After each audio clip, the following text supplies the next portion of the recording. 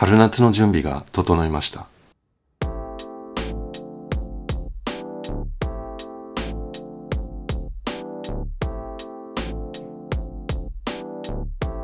皆さんこんにちは。あるミニマリストの物欲です。今回の動画では私が先日購入したばかりのオーラリーのフィンクスストライプシャツを紹介します。2022年春夏シーズンの製品です。私がオーラリーのシャツを購入したのはこれで4枚目です。2021年の秋以降、ウォッシュドフィンクスツイルビッグシャツ、スーパーライトウールシャツ、フィンクスシルクストライプシャツと立て続けに3枚購入してきました。季節が変わり、これから春夏シーズンを迎えるにあたって、春はもちろん夏にも着用できるシャツを1枚新たに購入しようと思い立ちました。そこで私が今回選んだのはやはりオーラリーのフィンクスストライプシャツです。2022年春夏シーズンの製品です。色はブルーストライプでサイズは5です。素材はコットン 100% で生産国は日本です。価格は消費税込みで3800円でした。オーラリーのシャツといえばその最大の特徴は素材です。超極細番手のフィンクスコットンをしっかりと打ち込んで織り上げられたしなやかな肌触りのストライプ生地です。このグラデーションがかかった柔らかいストライプ柄に惹かれました。それでは各ディテールを確認していきます。まずは襟です。襟はシンプルな大襟付きのレギュラーカラーです。襟の硬さはそれほど硬くはなく自然な風合いです。大襟の後ろ中心にはオーラリーと刺繍の入ったテープが挟み込まれています。このテープはブランドネームでもあり、襟釣りとしての機能も果たしています。襟のデザインとしては非常にシンプルです。シンプルだからこそ素材と縫製の良さが際立っているように感じます。大襟の先端のカーブの出方も非常に綺麗です。ボタンは貝ボタンが使用されています。次は背中のヨークに目を向けます。ヨークの背中心の位置に切り替えが入っているスプリットヨークという仕様です。生地の柄がストライプなのでスプリットヨークであることがより分かりやすくなっています。このように肩のラインに沿って生地の地の目が通っていることが分かります。背中の後ろ中心にはボックスプリーツが取られています。ポケットは左胸に1つついています。よく見るとポケット口が脇側に向かって少し斜めに上がっていることが分かります。ポケット口の脇側の縫い代は他のオーラリーのシャツと同様にきれいに処理されています。こういった細かいところの処理に縫製の良し悪しが出てきます。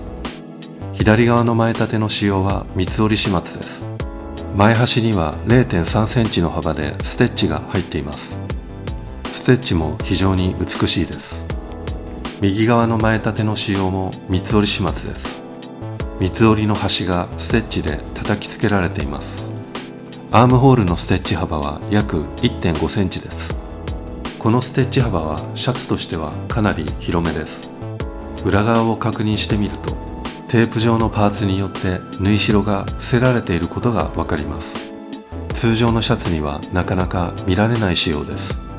このテープ状のパーツがあるからこそ 1.5 センチ幅という広いアームホールのステッチ幅を実現できています。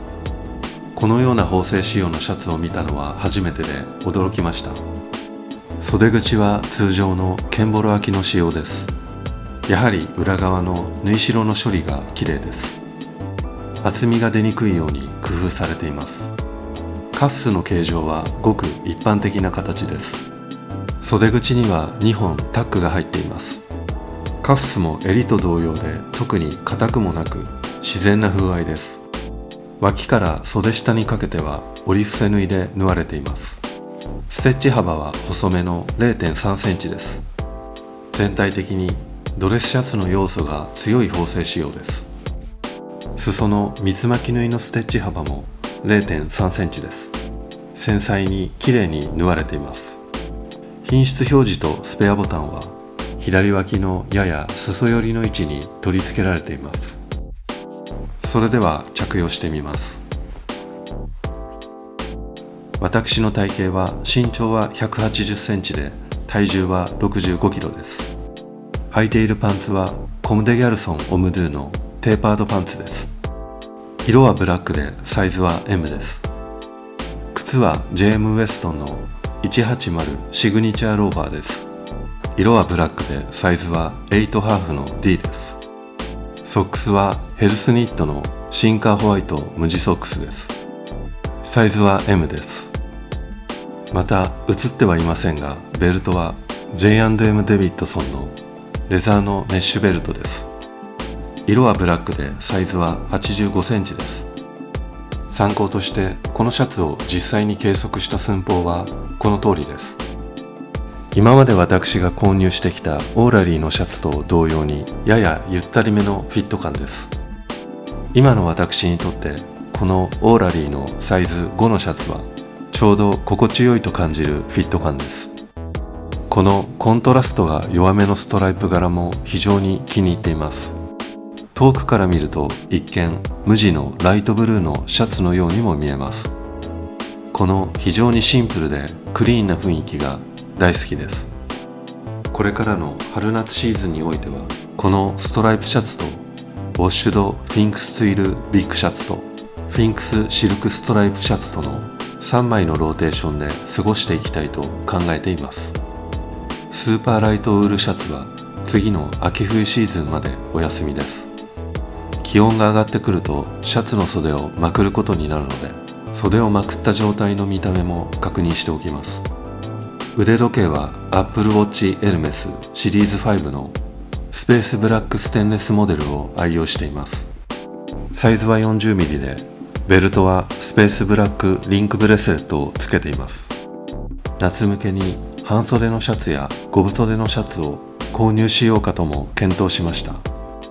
しかしそれらのシャツは年間で3ヶ月程度しか出番がありません。その3ヶ月のためにシャツを増やそうという気にはなれませんでした。このストライプシャツのような素材であれば一年中着回すことができます。次はバッグを合わせてみます。身につけているバックパックはバレンシアガのアーミーミディアムマルチキャリーバックパックです。色はブラックで素材はレザーのバージョンです。このバックパックは私が今現在持っている唯一のバッグです。